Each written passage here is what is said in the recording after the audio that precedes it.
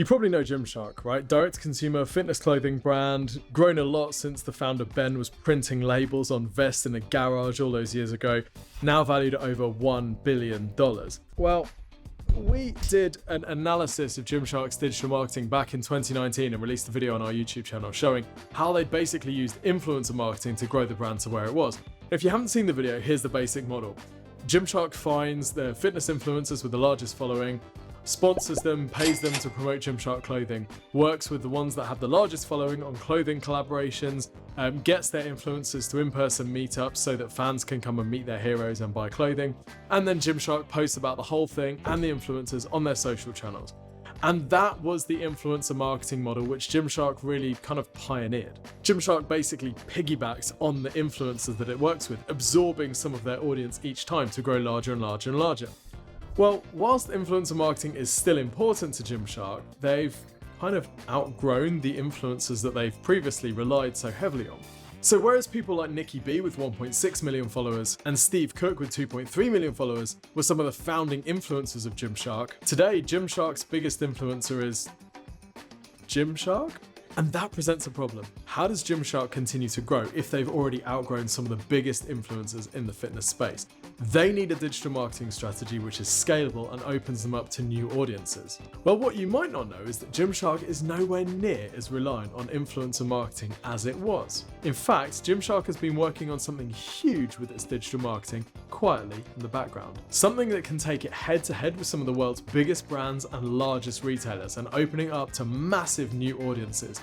And this is working. It's driving millions of visitors to their site every month free. The best news, anyone can copy this. So in this video, I'm going to be breaking it down step by step for you.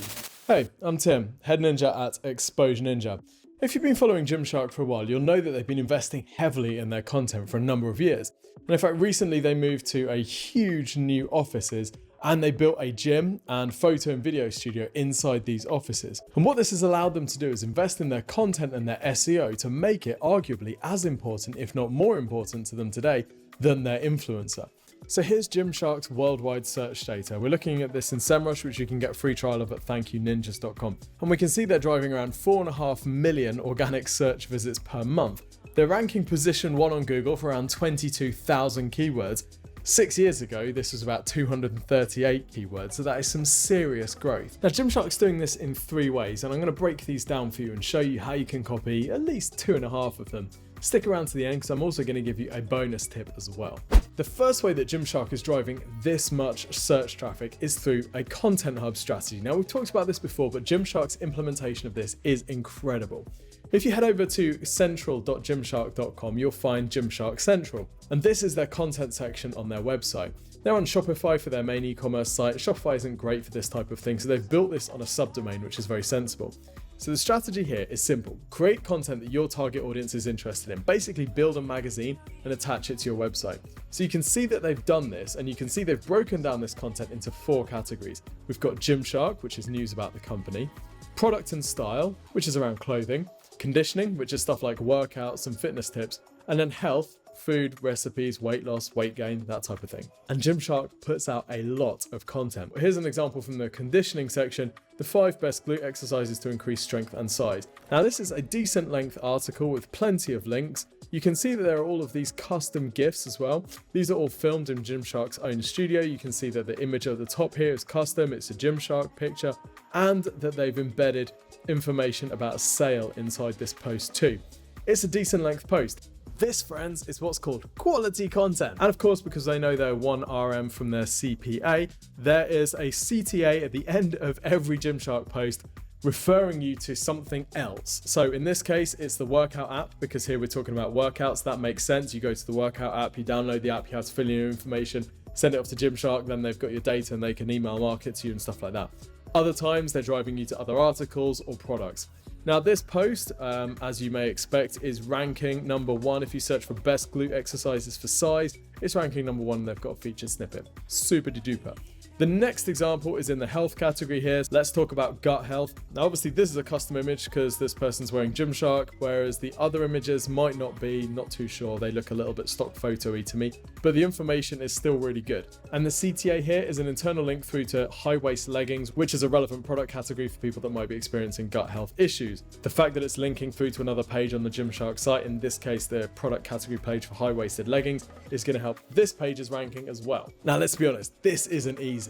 When Gymshark moved to a new office, they built an entire gym inside the office, and they did this because content creation isn't just a marketing priority for them, it's a business priority for them. And this leads us to our first lesson. People want this sort of visibility, the traffic and the rankings that can come from these knowledge base and these content hubs. But often they're just not willing to put the time in to create them. This stuff takes time and commitment. We've done this with clients. We've won awards with this sort of strategy with clients, but there is no shortcut. You've got to go through the process of researching the content, creating it, making it fantastic, and then promoting it. And this is something that you have to commit to and you have to continue to do. It's no good just poking at this for a couple of months, getting disappointed that you're not ranking number one for everything and then giving up. This strategy is essentially about building a media property on your website. Most people think of their business website, whether they're a service firm or a software firm or an e-commerce firm, they think of their main website as the thing that sells and then their blog as something that's attached to it. Well, you can grow a business the other way as well, where you build the media property and then you attach the e-commerce, the service, the software website to it. So this is basically that approach, but this is no joke. You're essentially building a media property on the side of your website. So how do you copy? How do you even get started with this stuff? Well, stick around to the end because I'm going to give you a video which breaks down exactly how to get started with this from scratch. Okay, the second pillar of Gymshark's SEO and content strategy is link building. You cannot generate this amount of traffic without building some links, and Gymshark have done this consistently over a number of years. There's a few different strategies that we can see them using. The first is digital PR. So one thing in Gymshark's favor is that they have a founder and a story which is very newsworthy, and they are not afraid to maximize this. Here's an article from the BBC in 2018 talking about Ben's story, and obviously using the valuation to be headline worthy. Now this is on the BBC site, so it's a very high authority link back to Gymshark, but there's an additional benefit of this because this stuff actually picks up its own links. So here is the link profile for that article, and you can see this page is doing fantastically well in its own right. It's picking up a lot of links itself. It's a little bit like the olden days of tiered backlinks in shady SEO, where you buy tier 1 links to point to your website, then you buy tier 2 links to point to the tier 1 links to give the tier 1 links more authority to point to your website. Well, this is a sort of natural version of that happening, where you get some story, you get some coverage in a top tier publication. You then find that other publications start referencing that story and linking to it over time, which builds the authority of that first story. And of course, all of this stuff points to your website as well. So this is SEO gold, and Gymshark has its own internal PR team, but of course they do also work with SEO agencies to do this type of stuff as well. Another link building strategy we can see them using is actually kind of accidental, and that's affiliate marketing. With affiliate marketing, you're essentially paying owners of media properties a commission every time they send traffic to your site, which makes a purchase. And we can see that Gymshark has been using Awin X affiliate window since at least 2016 to do exactly this. And this has actually resulted in some interesting quirks in Gymshark's link profile. For example, every Black Friday, Gymshark has a sale. Now, tradition goes that their website crashes because of the popularity of this sale, which creates a whole bunch of hype and disappointed customers and blah, blah, blah. But this means that every Black Friday, there is a ton of search volume about Gymshark's Black Friday sale. Now, if you search for Gymshark Black Friday sale, what you will notice is, as well as a few Gymshark articles ranking, you have a whole lot of media properties who have built pages to rank for Gymshark Black Friday sale. A bit of further analysis shows you that a lot of these are affiliates or were affiliates of Gymshark. And what they're trying to do is rank for this basically branded term, get the traffic on their site, which they can then pass back to Gymshark in return for an affiliate commission. Now, this is great for Gymshark in a way because it gets the links from these really top tier publications.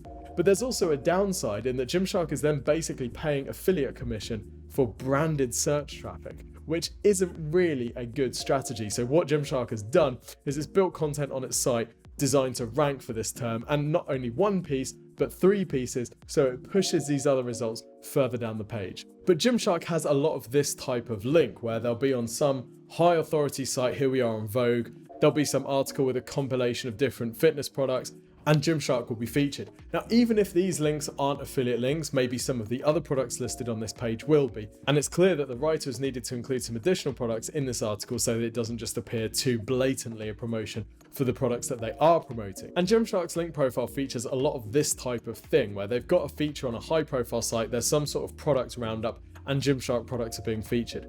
Now, this comes from being high profile and from brand recognition. I know what you're thinking. Great for Gymshark, this stuff is just happening naturally for them. What about me? I don't have this visibility. Great question. Salty wording, but great question. There's this sort of SEO flywheel effect that happens where once you've got content ranking and you've got a bit of brand recognition, you start to pick up links much more easily than you did at the start. Because when journalists need to include something in an article, often they'll go straight to Google and they'll find stuff that's ranking well and include it in their article. But before you get disheartened, remember, Gymshark has not been doing this for very long. Gymshark has not been around for very long, and they had to work super hard to get these links and get this visibility in the first place. So the answer to getting onto this flywheel is just to start doing this stuff. Start doing outreach, start doing promos, start using some of the link building strategies we talked about in other videos on this channel. The sooner you start, the sooner you start building that flywheel. Of course, and get a free website and marketing review from exposureninja.com where we'll give you some suggestions on where to build links for your particular website.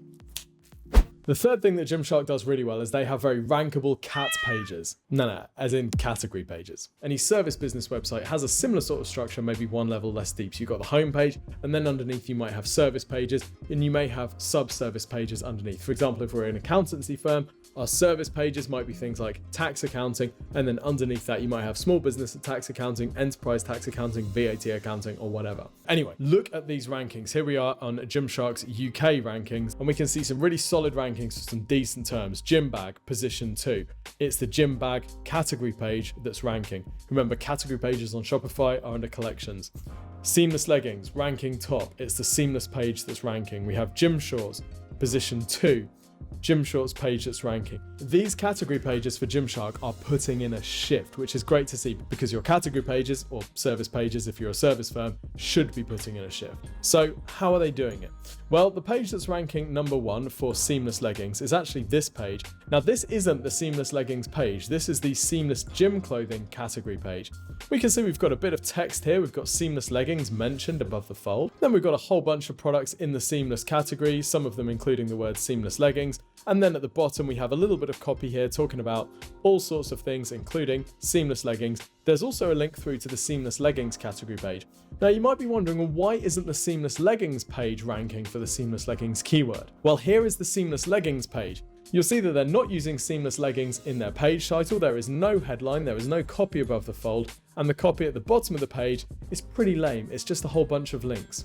So the content on the seamless leggings page is worse than the seamless page and doesn't include the target keyword seamless leggings in either the page title, the content above the fold, or the content below the fold. But the link profile for the seamless leggings page is also inferior to the seamless page. Here we can see the authority score, 18 for the seamless page, 0 for the seamless leggings page, and very few backlinks. So interestingly, comparing the page that's ranking top for seamless leggings, this page, we see that the winning category page has the most links. So how are they ranking these category pages? Content and links. So how do you copy this strategy for your business? Well, you identify and optimize the key pages on your website. This is one of the first things that we do with clients is we work out which pages are going to be most important on their website that we need to get ranking for the commercial keywords. These are the phrases searched for by people who want to purchase. We then optimize these pages and promote them. If you go and get your free website and digital marketing review from exposureninja.com, we will talk you through exactly how to do this and how to generate more traffic using this strategy. Okay, bonus tip time. One thing we haven't talked much about today is brand and the importance of brand to Gymshark's content and search strategy. There's a lot of confusion about brand for SEO. Does Google look at how many branded searches happen as a ranking factor?